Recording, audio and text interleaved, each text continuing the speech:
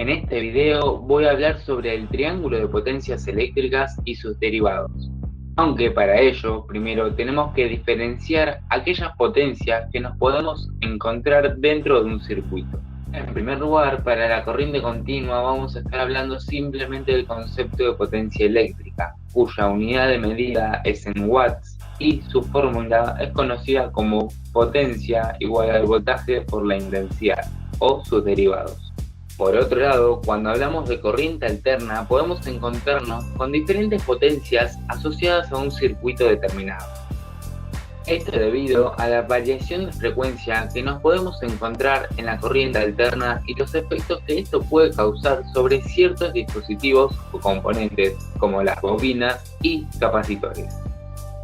A su vez, del anterior gráfico referido a la corriente alterna, podemos ver cómo es la formación del triángulo de potencias. Como vemos, se forma un triángulo rectángulo, el cual está conformado en su eje horizontal por la potencia activa, en su eje vertical por la potencia reactiva y finalmente vemos que la hipotenusa de este triángulo sería el fasor y que correspondería a la potencia aparente. Dicho esto, ¿qué son estas potencias? En primer lugar, con potencia activa nos referimos a la potencia útil y la que se transforma de alguna manera en trabajo y percibimos también en forma de calor. Su unidad de medida son los watts y es el resultado de la fórmula potencia igual al voltaje por la intensidad. En el triángulo de potencias se le asigna la letra P y lo podemos calcular con la ecuación de potencia igual al voltaje por la intensidad por el coseno del ángulo phi. Por otro lado tenemos a la potencia reactiva, potencia la cual se puede decir que es inútil, ya que no puede ser utilizada para generar ningún tipo de trabajo ni calor. Esta se mide con la unidad volt-ampere reactivos, o también conocido como watts reactivos. Pero, ¿por qué reactivos? Esto es porque encontramos a esta potencia en circuitos donde hayan bobinas y que al tener una inductancia y desfasar la corriente generan esta potencia reactiva. Este efecto se puede compensar utilizando capacitores, ya que se puede decir que generan una potencia reactiva en sentido contrario. Esta potencia, utilizando el triángulo de potencias, la podemos obtener como Q igual al voltaje por la intensidad por el seno del ángulo phi. Finalmente, en cuanto a las potencias, tenemos a la potencia aparente. En simples palabras, se puede decir que esta potencia aparente sería la suma de la potencia activa y la potencia reactiva.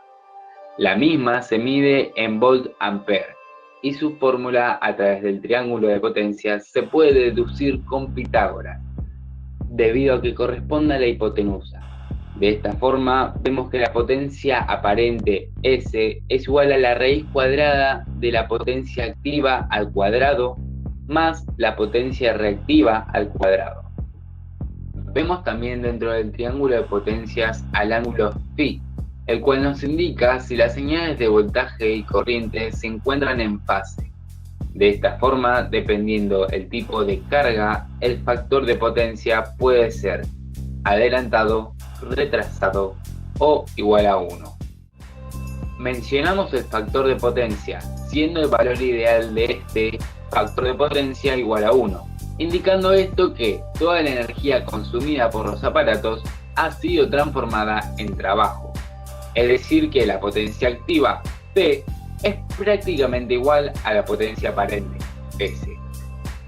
La fórmula del factor de potencia es la división de la potencia activa P sobre la potencia aparente S, siendo el factor de potencia igual al coseno del ángulo phi.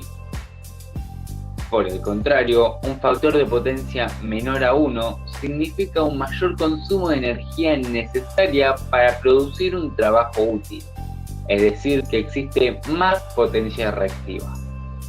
Este fue un video realizado para la materia de instalaciones y máquinas eléctricas con el profesor Agustín de Luca, de la Escuela de Educación Secundaria Técnica número 2, Paula Albarracín de Sarmiento, El Chaparral de Quilmes.